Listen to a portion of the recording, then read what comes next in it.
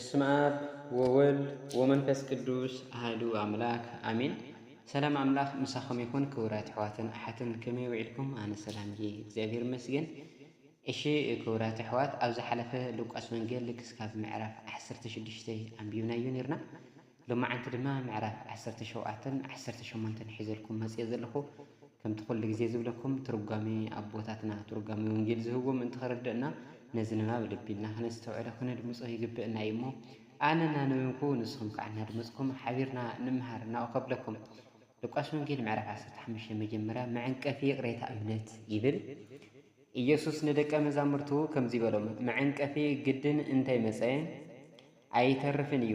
ነቲ ብሰንኩ መዐንቀፊ ዝመፅእ ግና ወይልኡ። ካብዞም ኣናእሽቱ ንሓደ ካብ ዘስሕትስ እምኒ መጣሓን ኣብ ክሳዱ ተኣሲሩ ናብ ባሕሪ ክድርበ መሐሸዎ። ንርእስኹም ተጠንቀቑ፣ ሓውካ እንተበደለካ ገስጾ፣ እንተተናስሐ ሕደገሉ። ኣብ መዓልቲ 7,000 እንተበደለካ ተናሲሐ እናበለ እውን ኣብ መዓልቲ 7,000 ናብኻ እንተተመለሰ ይቕረበለሉ።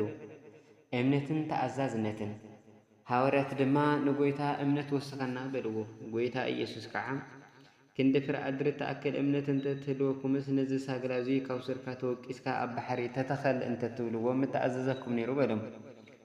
ካባኻትኩም ከዝሓርስ ወይ ዝጓሲ ሓሽከር ዘለዎ እሞ ካብኡ ፍሪ ምስ ኣተወ ሽዑ ንሽዑ ክትድረር ተቐመጥ ዝብሎ መን እዩ? ድራር ኣዳልወለይ ክሳዕ ዝበልዕን ዝሰትን ከዓ ተዓጢቕካ ኣገልግለኒ፣ ድሕሪኡ ንስኻ እውን ብላዕ ሰተ እንዳ ኣይኮነን ዝብሎ። ወይ ከዓ እቲ ሓሽከር እቱይ ዝተኣዘዞ ስለ ዝገበረስ የመስግን ዶ ይመስለኩም? ከምኡ ድማ ንስኻትኩም ኩሉ ዝተኣዘዝኩምዎ ምስ ገበርኩም ንሕና ዘይንጠቅም ኣገልገልቲ ኢና፣ እቲ ክንገብሮ ዝግበአና ኢና ዝገበርና ኢሉ በሎም። 10 ለምጻማት ከም ዘሕወየ ኢየሱስ ናብ ኢየሩሳሌም ክኸይድ እንተሎ ድማ ብማእኸል ሰማርያን ገሊላን ሓለፈ። ንሱ ናብ ሓንቲ ዓዲ ክኣቱ እንተሎ ከዓ ርሒቖም ደው ዝበሉ 10 ለምጻማት ተራኸብዎ። ድምፆም ዓው ኣቢሎም እውን ኦ ኢየሱስ ኦ መምህር ራህርህልና በልዎም። ንሱ ከዓ ምስ ረኣዮም ኪዱ ንባዕልካትኩም ንኻህን ኣርእዩ በሎም። ክኸዱ እንተለዉ ከዓ ነጽሁ። ካብኣቶም ሓደ ከም ዝሓወየ ምስ ረኣየ ድምፆ ዓው ኣቢሉ ንእግዚአብሔር እናመስገነ ተመለሰ። እናመስገኖ ከዓ ኣብ እግሪ ኢየሱስ ብግንባሩ ተደፍአ። ንሱ ድማ ሳምራዊ ነበረ።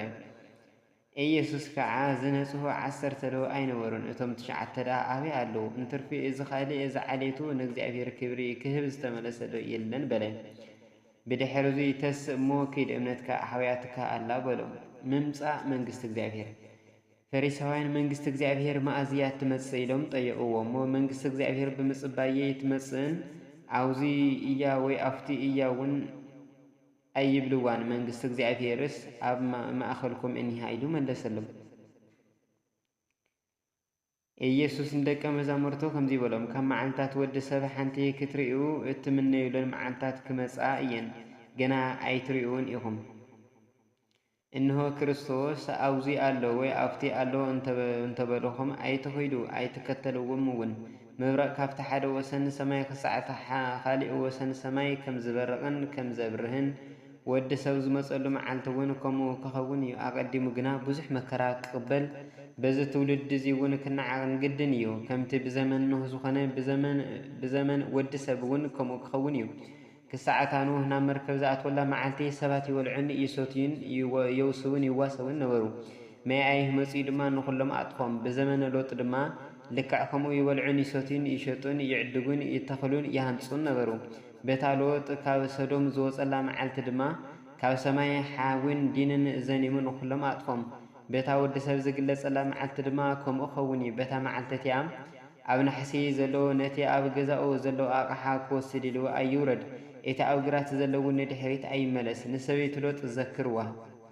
እቲ ንህይወቱ ከድሕና ዝደሊ ከጥፋኣ እዩ፣ እቲ ዘጥፋኣ ድማ ከድሕና እዩ። በታ ለይቲ እቲኣ 2 ሰባት ኣብ ሓንቲ ዓራት ክድቅሱ እዮም።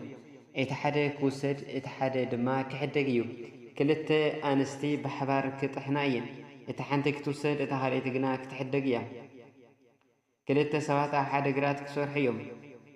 እቲ ሓደ ክውሰድ እቲ ካልኣይ ክሕደግ ይብለኩም ኣለኹ። መሊሶም ኦ ጎይታ ኣበይከ እዩ በልዎ። ንሱ ከዓ ኣብቲ ገንቢ ዘለዎ ኣሞራታት ኣብኡ ክእከቡ እዮም በሎም ይብለና።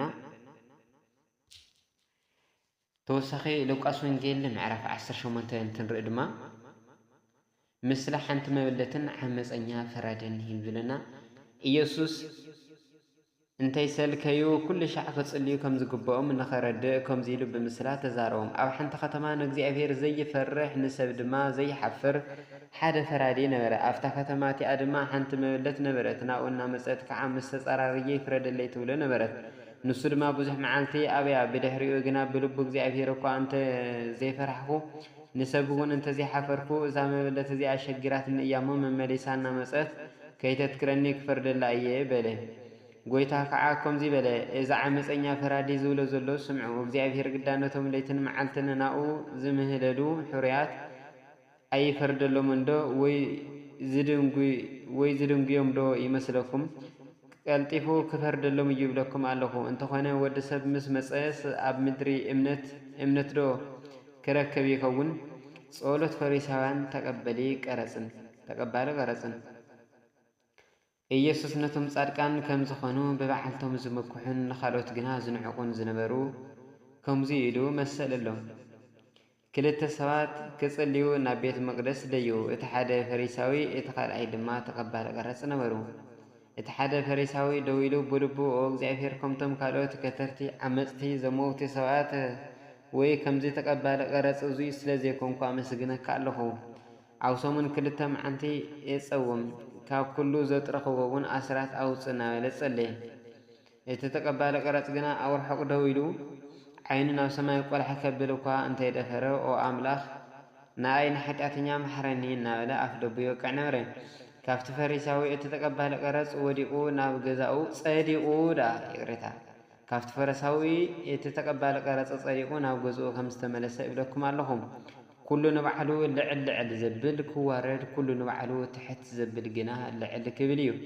ንህፃናት ኪዱ ኢዱ ከም ዘንበረሎም ኢየሱስ ንህፃናት ኢዱ ከንብረሎም ናብኡ ኣምጽዎም። እቶም ደቀ መዛሙርቱ ከዓ እዙይ ርኦም ነቶም ሰባት ገሰጽዎም። ኢየሱስ ግና ጸዊዕ መንግስቲ እግዚአብሔር ንከምዚኣቶም ዝበሉ እያ እሞ ህፃናት ናባይ ክመፁ ኣይተኸልክልዎም። ንመንግስቲ እግዚአብሔር ከም ህፃን ኮይኑ ዘይቅበላ ከቶ ከም ዘይኣተዋ ብሓቂ እብለኩም ኣለኹ በሎም። ሃፍታምን መንግስቲ እግዚአብሔርን ሓደ ካብቶም ኣሕለቁ ድማ ሕያዋይ መምህር ናይ ዘለኣለም ህይወት ምንታይ ክወርስ እንታይ ክገብር ኢሉ ጠየቆ። ኢየሱስ ከዓ ንምንታይ ሕያዋይ ትብለኒ? ብዚ ሓደ እግዚአብሔር ሕያዋይ የለን። ነተን ኣይተቕተል፣ ኣይትዘሙ፣ ኣይትሰረቕ፣ ብሓሶት ኣይትመስክር፣ ኣቦኻን ኣኽብር ዝብላ ትእዛዛት ትፈልጠን ኢኻ በሎ። ንሱ ከዓ ነዚ ኩሉ ካብ ንእስነተይ ጀሚረ ሓልዩ እየ በለ። ኢየሱስ ድማ እዚ ምስ ሰምዐ እምበኣር ሓንቲ ተሪፋትካላ ዘለካ ኩሉ ሸጥካ ንድኻታት ሃብ፣ ኣብ ሰማይ ሃፍቲ ክትረክብ ኢኻ ንዓ ተኸተለኒ በሎ። ንሱ ከዓ ነዚ ምስ ሰምዐ የመን ሃፍታም ስለ ዝነበረ ብዙሕ ሓዘነ። ኢየሱስ ብዙሕ ምሕዛኑ ሪኡ ሃፍቲ ንዘለኣለም ናብ መንግስቲ እግዚአብሔር ምእታው ክንደይ ጭንቂ እዩ። ሃፍታም ናብ መንግስቲ እግዚአብሔር ካብ ዝኣቱስ ግመል ብዓይኒ መርፈ ክሓልፍ ይቐልል በለ። እቶም ዝሰምዑ ድማ መን ደኣ ኮን ክድሕን ይኽእል በሉ። ንሱ ከዓ እቲ ንሰብ ዘይከኣሎ ንእግዚአብሔር ይከኣሎ እዩ በሎም። ሽዑ ጴጥሮስ እንሆ ንሕና ኩሉ ሓዲግና ተኸቲልናካ ኣለና በሎ። ንሱ ከዓ ብሓቂ ይብለኩም ኣለኹ ምእንቲ መንግስቲ እግዚአብሔር ኢሉ ቤት ወይ ሰበይቲ ወይ ኣሕዋት ወይ ወለዲ ወይ ውሉድ ዝሓደገ ኣብዚ ዓለም እዚ ብዙሕ ካዕበት ኣብታ እትመጽእ ዓለም ከዓ ናይ ዘለኣለም ህይወት ዘይረክብ የለን በሎም። ኢየሱስ ብዛዕባ ሞቱን ትንሳኤውን ንሳልሳይ ግዜ ከም ዝተዛረበ ኢየሱስ ነቶም 12 ደቀ መዛሙርቱ ናብኡ ወሲዱ እንሆ ናብ ኢየሩሳሌም ንድይብ ኣለና፣ ኩሉ እቲ ብዛዕባ ወዲ ሰብ ብነቢያት ዝተጻሕፈ ክፍጸም እዩ። ንኣሕዛብ ኣሕሊፎም ክህብዎ ከላገጹሉን ክጸርፍዎን እንትፍውን ክብልሉ ገሪፎም ድማ ክቐትልዎ እዮም። ብሳልሰይቲ መዓልቲ እውን ክትንስ እዩ በሎም። ንሳቶም ግና ኣብዚ ነገር እዙይ ሓደ እኳ ኣየስተውዓሉን። እዚ ዘረባ እዚ ተሰዊርዎም ስለ ዝነበረ ነቲ ዝተዛረቦ ኣየስተውዓልዎን ነበሩ። ኢየሱስ ኣብ ኢያሪኮ ሓደ ዕውር ከምዚ ኣሕወየ። ናብ ኢያሪኮ ምስ ቀረበ እንሆ ሓደ ዕውር ሰብኣይ ኣብ ጥቓ መንገዲ ተቐሚጡ ይልምን ነበረ። ህዝቢ ብኡ ክሓልፍ እንተሎ ድማ ሰሚዑ እዚ ሰምዖ ዘለኹ እንታይ እዩ ኢሉ ጠየቀ። ንሳቶም ከዓ እቲ ናይ ናዝሬት ኢየሱስ ይሓልፍ ኣሎ ኢሎም ነገርዎ። ሽዑ ንሱ ድምፂ ሓው ኣቢሉ ኦ ኢየሱስ ወዲ ዳዊት ራህርህለይ በለ። እቶም ቅድሚት ዝኸዱ ዝነበሩ ስቕ ክብል ገሰጽዎ። ንሱ ግና ብዝበለጸ ዓዊሉ ኦ ኢየሱስ ወዲ ዳዊት ራህርህለይ በለ። ኢየሱስ ከዓ ደው ኢሉ ናብኡ ከምጽዎ ኣዘዘ። ናብኡ ምስ ቀረበ ድማ ኢየሱስ እንታይ ክገብረልካ ትደሊ ኢሉ ጠይቆ። እቲ ዕውር ከዓ ጎይታ ኣዒንተይ ክሪኣ በለ። ኢየሱስ ድማ ረአ እምነትካ እያ ኣሕወያትካ በሎ። ሽዑ ንሽዑ ድማ ረኣየ እሞ ንእግዚአብሔር እናመስገነ ተኸተሎ። ኩሎም እቶም ህዝቢ እውን ነዚ ምስ ረኣዩ ንእግዚአብሔር ኣመስገንዎ ይብለና። ስለ ቃሉ ባዕሉ ዝኾነ ልዑል ባህሪ እግዚአብሔር ኣምላኽና ክብርን ምስጋናን ይብጻሕዮ። ሉቃስ ምዕራፍ 19 ይቀጽል። ወስብሐት ለእግዚአብሔር ልዑል ወለወላዲቱ ድንግል ወለመስቀሉ ክቡር አሜን።